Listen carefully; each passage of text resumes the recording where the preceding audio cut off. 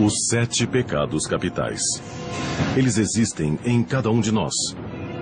E alguns dizem que eles fazem parte de nossa alma.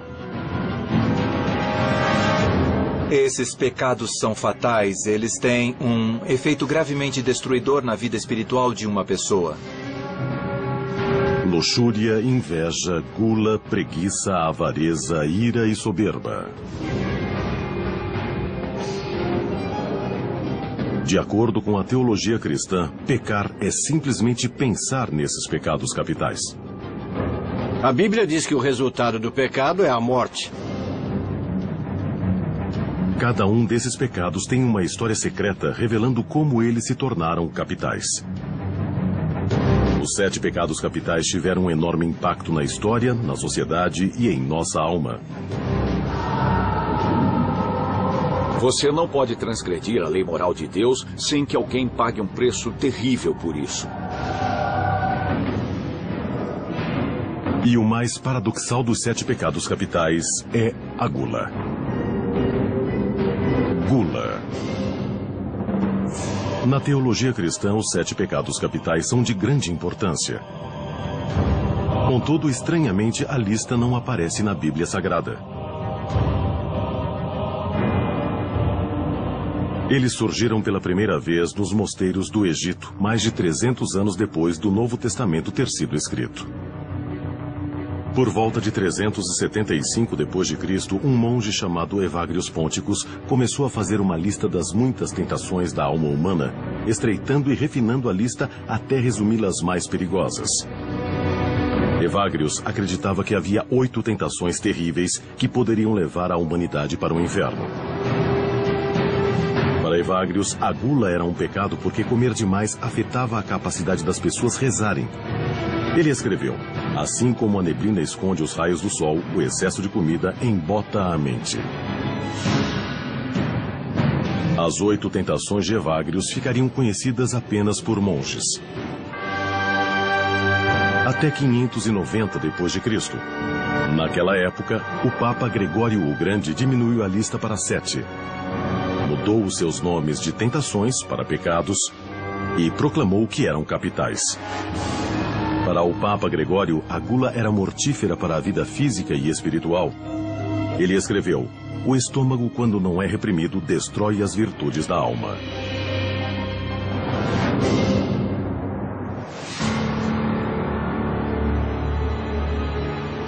A gula é uma obsessão distorcida.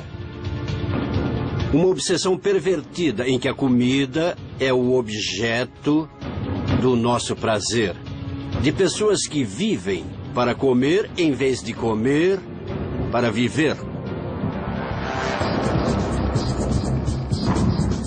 As origens do pecado da gula remontam a bem antes da tradição cristã.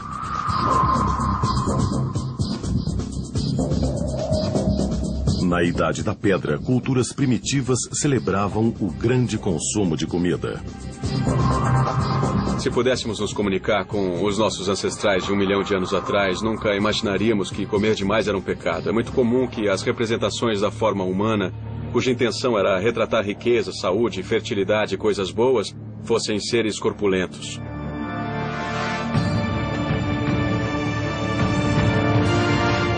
O pecado da gula nasceu na tradição greco-romana dos vícios e virtudes. Os gregos clássicos idolatravam um corpo em forma e tonificado. Mas, ao mesmo tempo, também compartilhavam os prazeres do paladar. A expansão do Império Romano trouxe uma variedade de pratos exóticos e prazerosos a Roma. E assim, a elite servia banquetes exuberantes que ingeriam com gosto. Os mitos populares afirmam que esses banquetes decadentes eram interrompidos por visitas ao vomitório. Um lugar onde se podia vomitar para abrir espaço para mais comida e bebida. Na realidade, um vomitório era uma passagem saindo de um anfiteatro. O vomitório era para onde se empurrava as pessoas, era uma passagem para que pudessem sair do anfiteatro. Um escritor qualquer, de propósito ou sem querer, associou as descrições literais dos banquetes romanos a isso. Não tinha nada a ver uma coisa com a outra. Embora a tradução possa ter sido mal interpretada, escritores da antiguidade confirmaram que os romanos vomitavam e purgavam. Existem referências a enfiar uma pena garganta abaixo, ou até mesmo um dedo, ou o mais comum era simplesmente esperar que o corpo rejeitasse naturalmente essa quantidade supérflua de comida. E uma vez que o comensal, por assim dizer, vomitasse, sempre havia escravos para limpar tudo e limpar a pessoa, para deixá-la pronta para voltar à festa, para poder beber mais. A visão cristã do pecado da gula era uma reação visceral ao hedonismo do Império Romano. Eles acreditavam que os romanos estavam servindo Satã numa bandeja de prata. Bíblia Sagrada. A Bíblia frequentemente alerta para os males da gula. Segundo as Escrituras, o diabo usava o pecado da gula para tentar atrair Jesus para o inferno. Jesus jejuou por 40 dias e 40 noites no deserto. E aí, Satã veio tentá-lo. E a primeira tentação foi a gula. Ele disse, transforma estas pedras em pão e encha sua barriga. E Jesus disse, não, nem só de pão vive o homem, mas pelas palavras que saem da boca de Deus. Então a ideia de fazer a distinção entre o que entra e sai da boca acaba sendo muito importante. A tradição cristã diz que a gula é um pecado porque nos afasta do caminho da retidão. A gula é um pecado contra o próprio corpo, contra a própria morada da pessoa onde Deus deveria viver. E é literalmente um desejo de morte. Deus deveria ser o foco da sua atenção. E se você passa o tempo todo pensando em comida, então está ignorando Deus.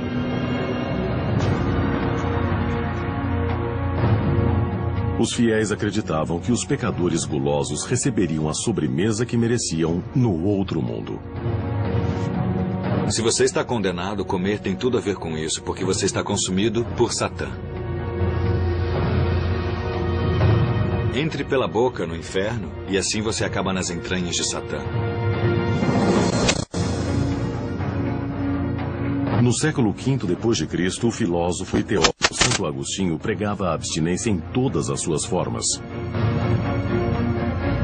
E, de fato, Agostinho acreditava que apenas gostar de comida era uma ofensa contra Deus. Se você considerar essa visão de Agostinho, de que desfrutar o prazer da comida é intrinsecamente pecaminoso, então é quase como se Deus tivesse criado uma situação em que você é obrigado a pecar. Você não consegue evitar, porque é praticamente impossível não ter o prazer de comer.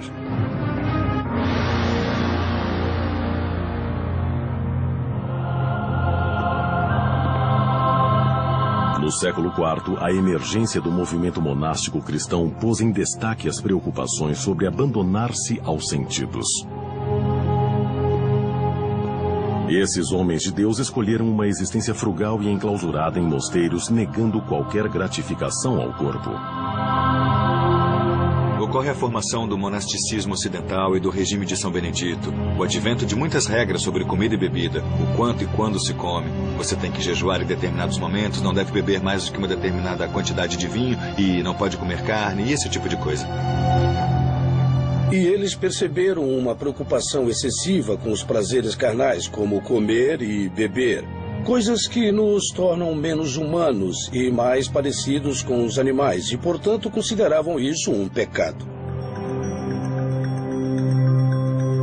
No século VI, o Papa Romano Gregório o Grande não só fez uma lista formal dos 7 pecados capitais, mas o pontífice também proclamou que havia 5 maneiras muito específicas de cometer o vício da gula.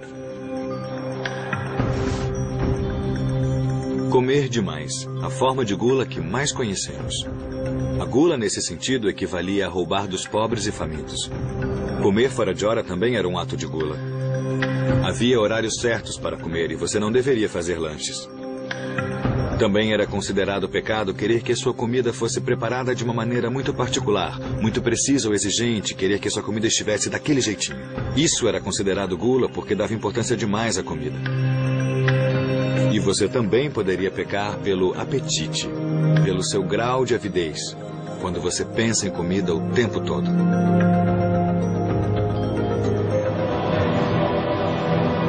Em 1320 d.C., o escritor Dante Alighieri dramatizou os horrores que esperavam os pecadores em seu poema épico A Divina Comédia. Naquilo que Dante chama de terceiro círculo do inferno, os glutões são mantidos reféns em uma turfeira pútrida por onde caminham na chuva gelada e poças fedorentas. Cérbero, um cachorro de 3 cabeças, vigia os pecadores que uivam como cães enjaulados. O clima frio e imundo simboliza aquilo em que os glutões se transformaram por seu comportamento desmazelado. Os gulosos são punidos nas regiões superiores do inferno.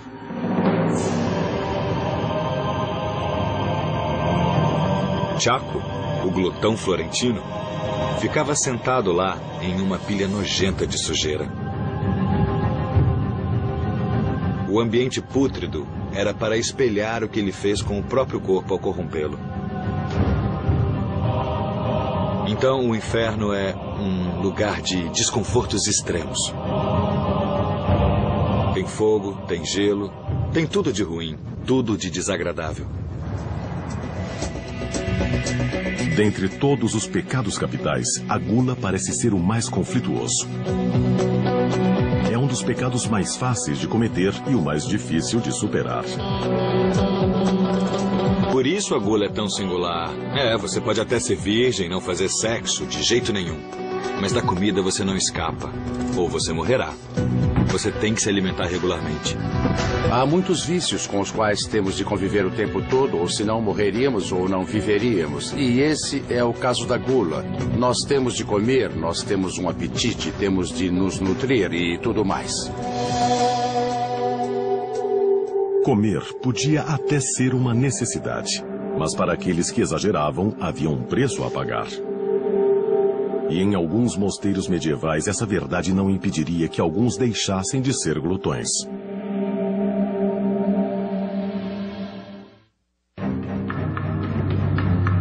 Por séculos, os 7 pecados capitais foram a base da ética cristã.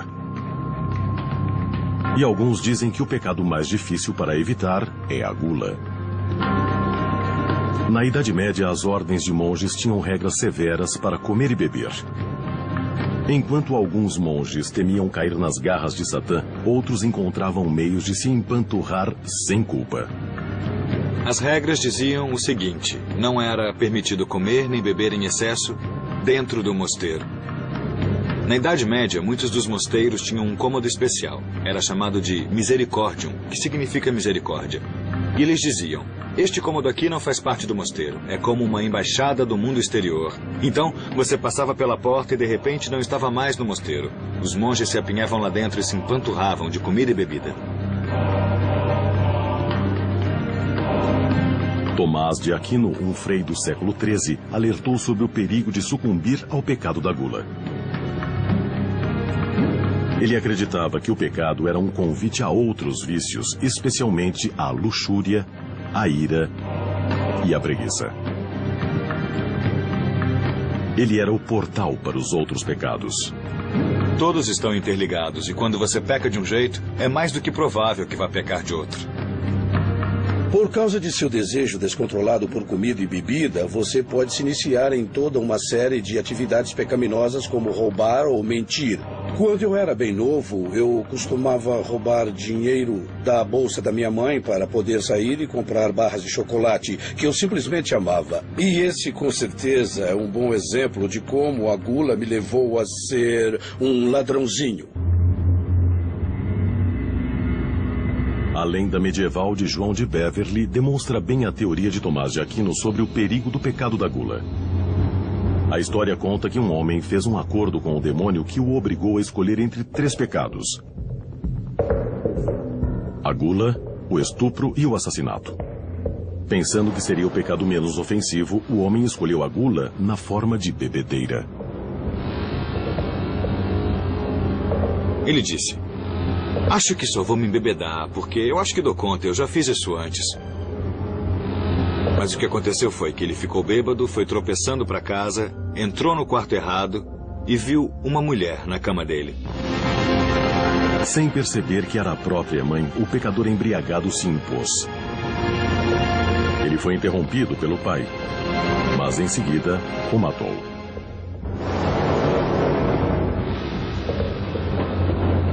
Ao escolher um pecado menor, a gula, ele cometeu incesto, estupro e assassinato.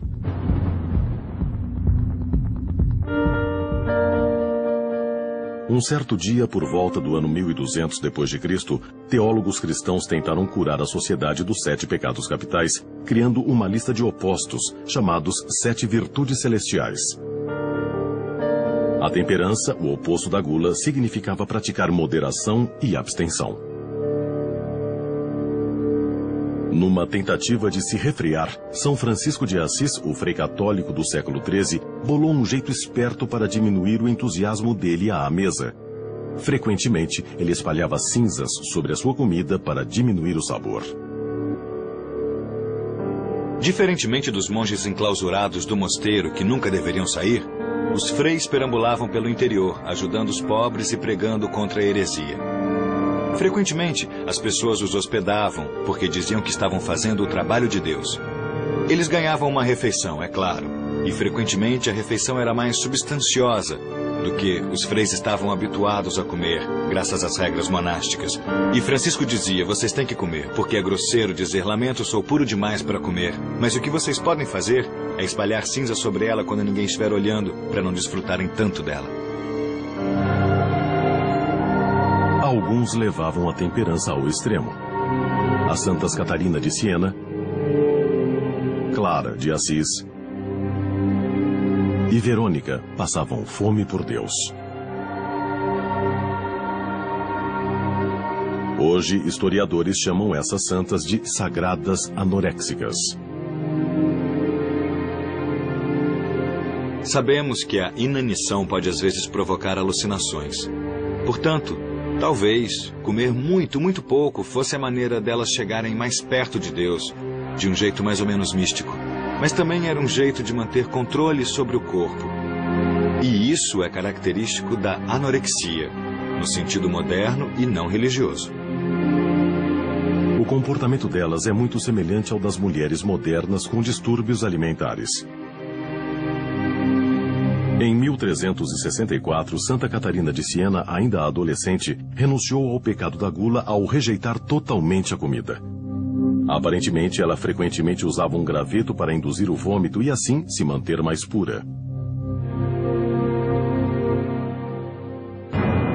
No mundo medieval de Santa Catarina, aqueles que cometiam o pecado da gula se preocupavam com o mundo diabólico de Satã. E esse medo era exacerbado pelos artistas que preenchiam as suas telas com imagens de punições severas pelos pecados.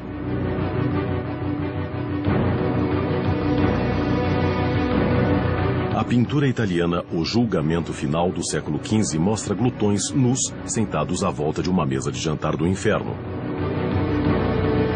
Atrás deles, demônios impedem os pecadores encarnados de comer.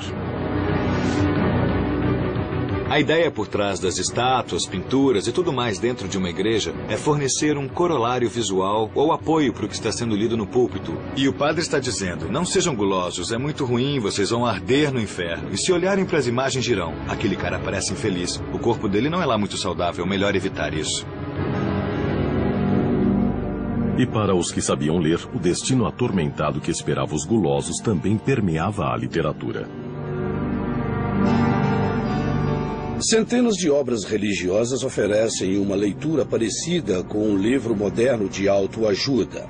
Uma maneira pela qual esses autores medievais tentavam nos fazer exercer o autocontrole era retratando o glutão de uma maneira tão negativa que, se eu estivesse para glutonizar, se é que posso cunhar um verbo, Isso vai evocar essa imagem literal e então funcionará para inibir o meu comportamento glutão. Enquanto a cristandade condenava a gula, o judaísmo não reconhecia o pecado formalmente. Você deve comer e regozijar perante o Senhor e agradecer a Ele. E no judaísmo também temos uma série de bênçãos que você recita para os diferentes alimentos que vai consumir. E se comer fosse intrinsecamente mal ou coisa assim, não existiriam todas essas bênçãos. No judaísmo, a gula só é pecado ao ponto de você ser escravizado por seu desejo e perder o sentido do que é mais importante. Se a gula envolve tomar aquilo que deveria ser dado aos outros, ou evita que você alimente outros, ou cega para as necessidades dos outros, ou escraviza você, então é um pecado.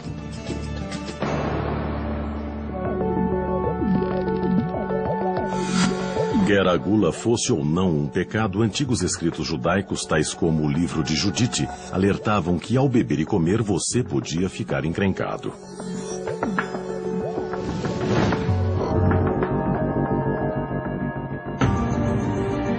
No livro de Judite, um rei assírio ordena ao general Holofernes que tome Israel. No cerco à cidade judaica de Betúlia, a bela israelita Judite convida Holofernes, um conhecido glutão e beberrão, para jantar. O general Holofernes ia destruir a cidade e matar a população à espada. Mas Judite fez o general pensar que ela o desejava. E ele estava prontinho para ter uma bela noitada íntima com ela. Ela o incentivou a beber tanto que ele se embriagou, desmaiou e ela cortou a cabeça dele.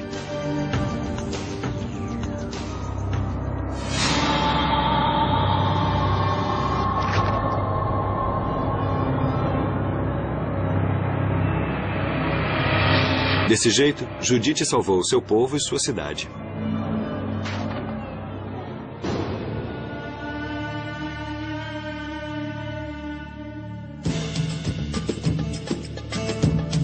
O Islã também alertou sobre os perigos do pecado da gula. No Islã, a gula é um pecado. O Alcorão diz claramente: coma e beba, mas não se exceda. Não ultrapasse os limites, não desperdice. No Islã, o excesso de qualquer coisa é considerado um vício. E comer de maneira saudável é um dos mandamentos do Alcorão. Em observância ao Ramadã, os muçulmanos não podem comer nem beber do amanhecer ao anoitecer durante um mês inteiro. A tradição islâmica exige que façamos jejum de vez em quando, só para nos ensinar o autocontrole e a autodisciplina, porque é bom para nós. Portanto, o jejum é um dos mecanismos contidos na tradição islâmica para nos ensinar ou para nos treinar a não nos tornarmos gulosos.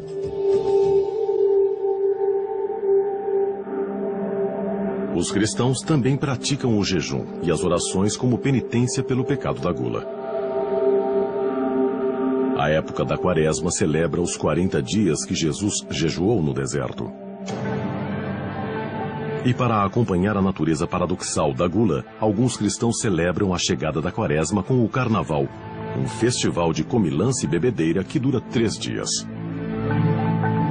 Será um longo período de jejum e de penitência e nenhuma diversão mesmo, e isso até a Páscoa.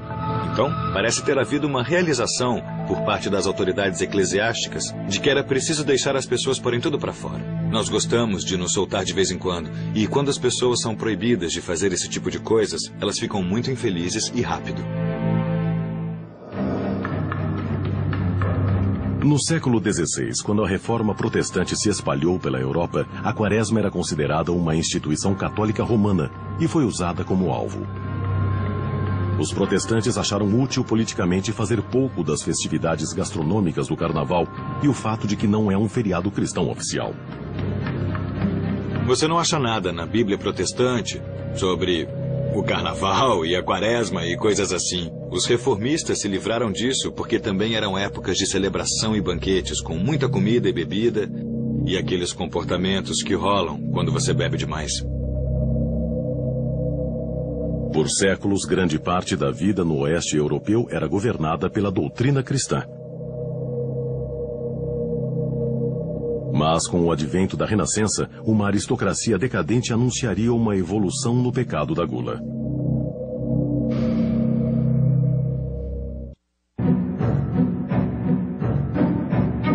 Há séculos, os 7 pecados capitais têm sido o guia moral para cristãos em todo lugar. Através da instituição de jejuns religiosos e proibição de alimentos, a Igreja medieval tentou controlar o pecado da gula.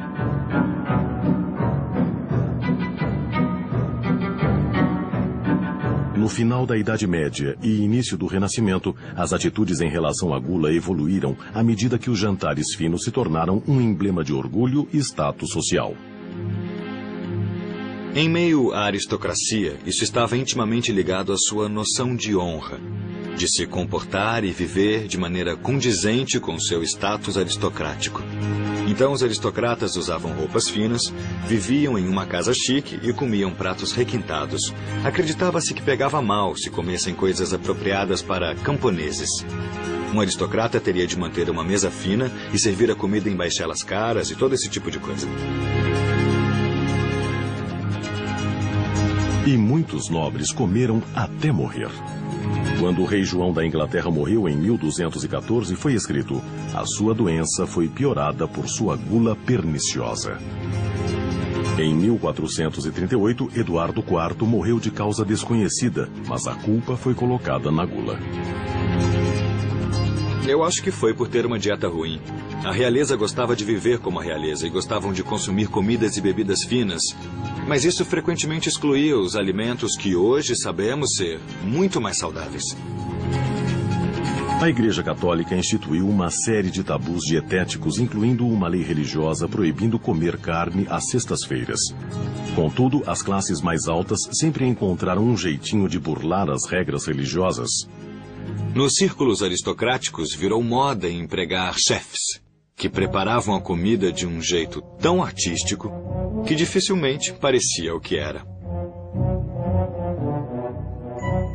Digamos, por exemplo, que fosse a época da quaresma. Você não podia comer carne, deveria comer peixe. Então, o duque de alguma coisa trazia um rosbife enorme e os comensais diziam: "Santo Deus, como pode nos servir isso?" Ao que ele respondia: "Experimentem, isto é feito de peixe."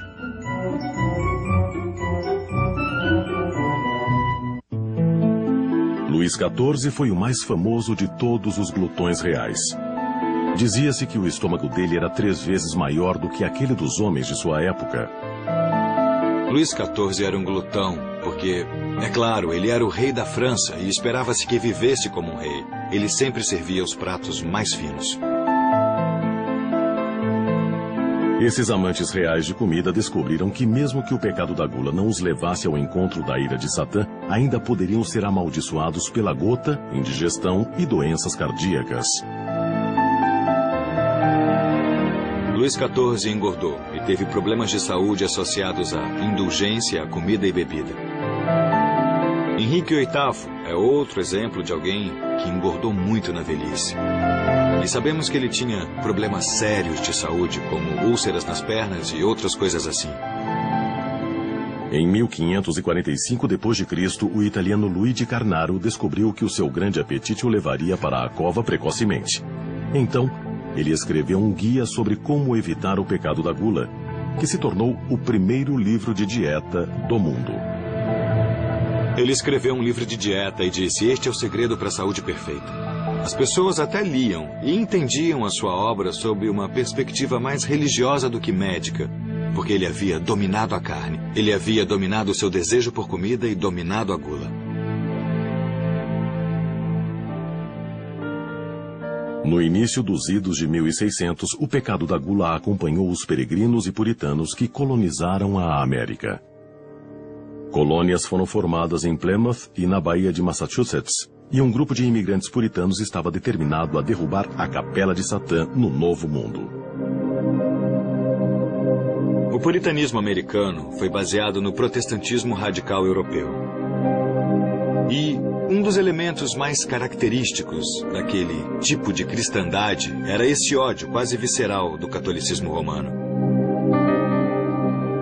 E eles estavam indo para a América estabelecer o reino de Deus na terra, reformado, aperfeiçoado e purgado de todos aqueles excessos católicos romanos. E na busca dessa nova forma de cristianismo, os puritanos lançaram uma guerra contra o Natal. Eles acreditavam que as festividades resultavam em gula. Eles influenciaram o Tribunal Geral de Massachusetts e em 1659 o feriado foi banido. Os infratores eram multados em 5 shillings. E até 1681 o Natal continuou a ser ilegal em Massachusetts. Os primeiros puritanos fizeram o que podiam para descobrir tudo sobre a igreja e ver o que era permitido pela Bíblia, e tentaram viver assim. E não havia registros de que o Natal fosse comemorado pela igreja, então eles também não comemoravam.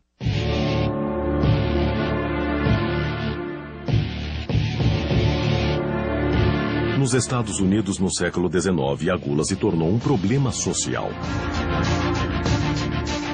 Alguns acreditavam que a embriaguez era um dos piores aspectos do pecado da gula. Cidadãos preocupados se reuniram e lançaram o Movimento da Temperança. A sua missão era impedir o avanço do pecado da gula, acabando com o consumo de álcool.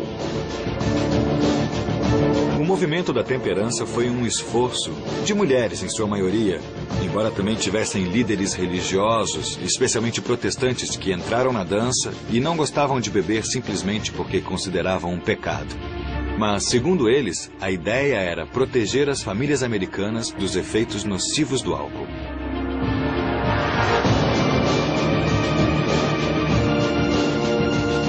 O Movimento da Temperança ajudou a criação da Lei Seca, que tornou o consumo de álcool ilegal de 1920 a 1933.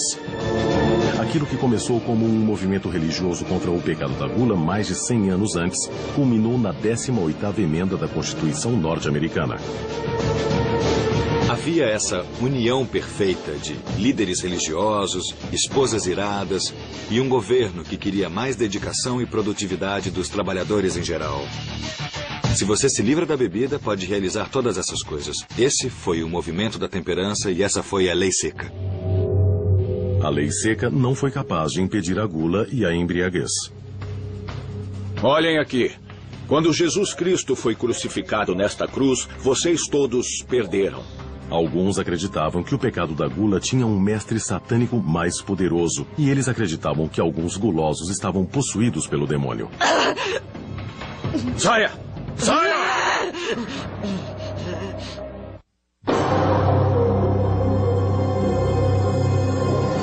Na tradição cristã, os 7 pecados capitais são vistos como um caminho para o inferno. Então, se não formos cuidadosos, um ato tão simples quanto comer se torna o pecado da gula.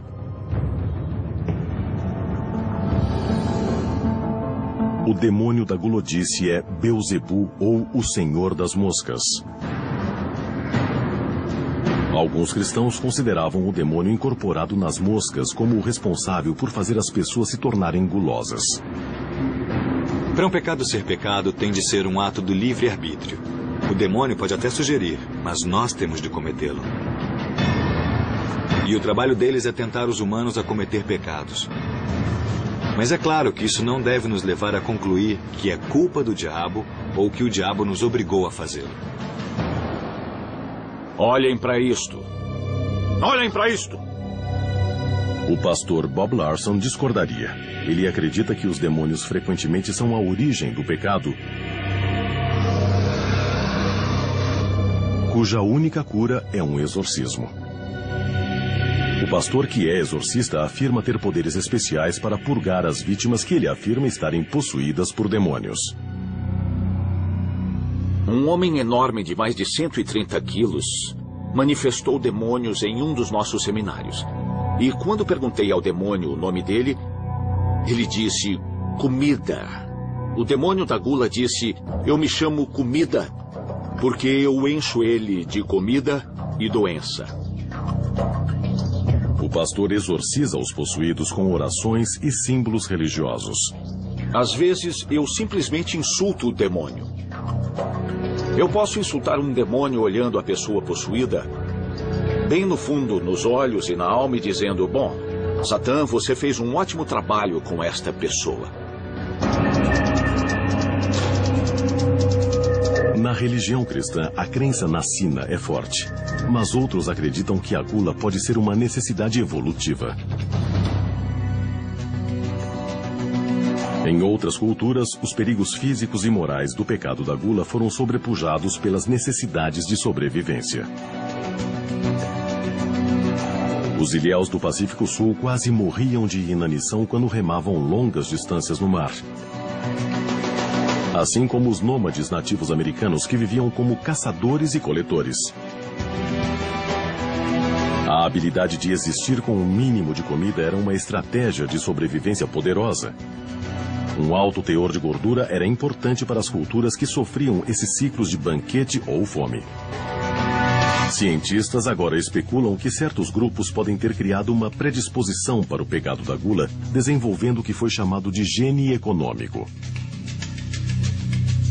Em um meio onde ocorriam fomes frequentes, surgiriam genes que permitiriam a você acumular a sua energia em forma de gordura. E essa gordura adicional forneceria um pouco de proteção da próxima vez que houvesse uma fome. Mas agora, nos tempos modernos, quando a comida está disponível, esses mesmos genes conferem um risco de obesidade. O meio, durante a evolução, programou os nossos genes para evitar a perda de peso. E agora o meio mudou de tal modo que a perda de peso cada vez mais deixa de ser um problema, mas o oposto vai se tornando um problema. Graças à evolução, muitos agora carregam uma forma anormal do gene econômico que não produz um hormônio essencial, a leptina. A leptina manda o corpo armazenar gordura. Essencialmente, esse hormônio manda o corpo comer mais quando as reservas de gordura estão baixas e menos quando as reservas de gordura estão altas. Consequentemente, a leptina atua como inibidor de apetite. A falta de leptina pode disparar o pecado da gula. Nós temos 2 camundongos. Um deles é obeso e o outro é um irmão dele. A única diferença entre estes 2 animais é um único gene defeituoso. Este animal não tem leptina e este animal produz leptina. E a consequência disso é bem óbvia.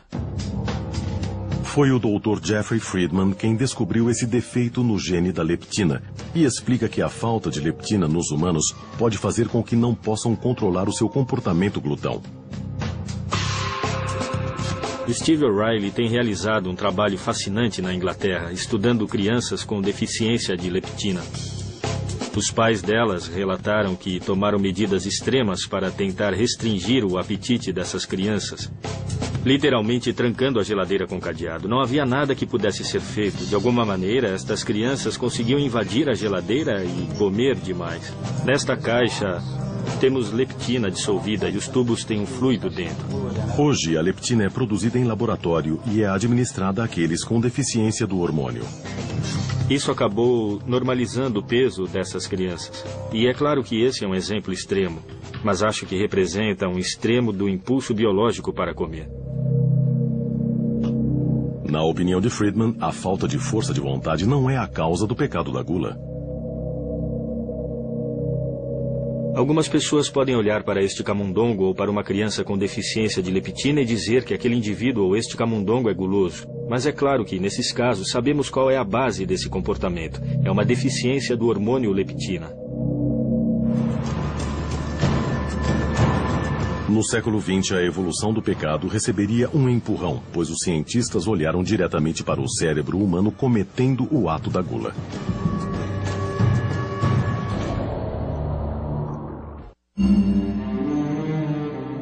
Os 7 pecados capitais têm sido um padrão de moralidade para os cristãos há mais de 1000 anos. Essa lista de 7 itens foi criada para alertar os fiéis de que até mesmo o instinto mais básico de comer pode levar ao pecado capital da gula. O século XX anunciou uma mudança na percepção da gula.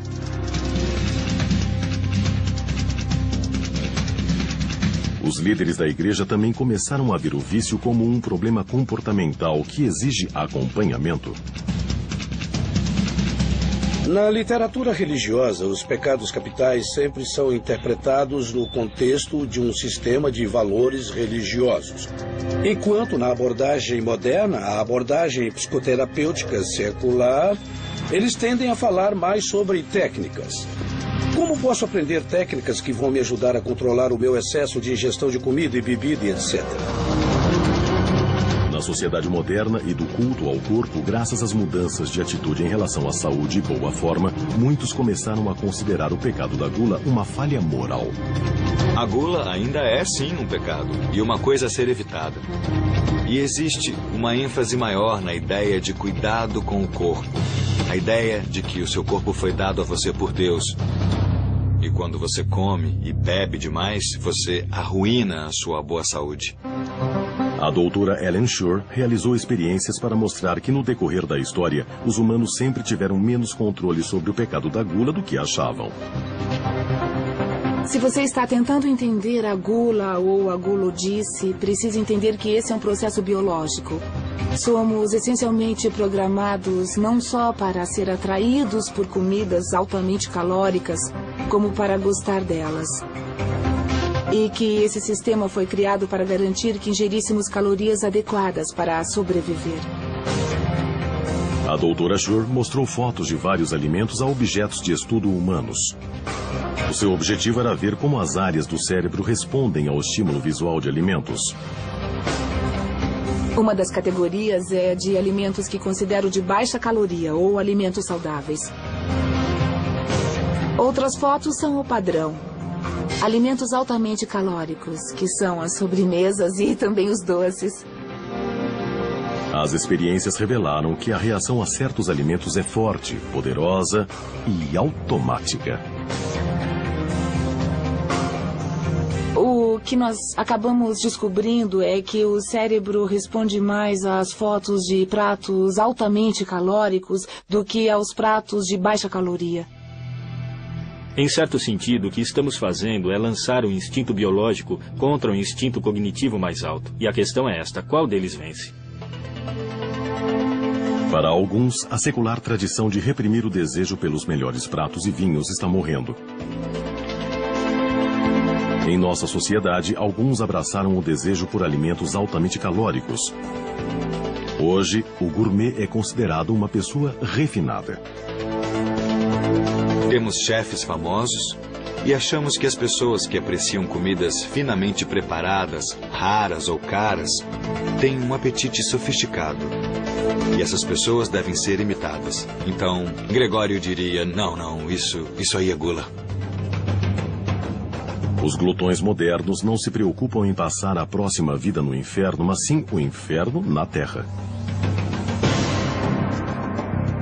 A Organização Mundial da Saúde afirma que a obesidade agora é uma pandemia mundial que afeta mais de 115 milhões de pessoas. E o pecado da gula pode ser um dos culpados. Embora gula não seja sinônimo de obesidade, nem todos que têm essa preocupação são necessariamente obesos. Mas é óbvio que existe uma correlação entre comer excessivamente e a obesidade. Ironicamente, essas mesmas organizações globais apontam para o oposto da gula, a fome. Enquanto 115 milhões engordam, 2 bilhões enfrentam a inanição. Muitos de nós vivem no contexto da gula. Ela nos cerca, não só através da possibilidade de comer o que quisermos, em qualquer quantidade, mas estamos vendo claramente o resultado de viver tão bem, bem demais, em um mundo onde existem tantos outros empobrecidos. Embora a gula ainda seja um dos 7 pecados capitais, a nossa sociedade ainda vive um grande conflito em relação aos prazeres do paladar. Contudo, uma coisa parece bem clara: a gula sempre será uma tentação para a humanidade, quer venha das entranhas do inferno ou das profundezas do nosso próprio DNA.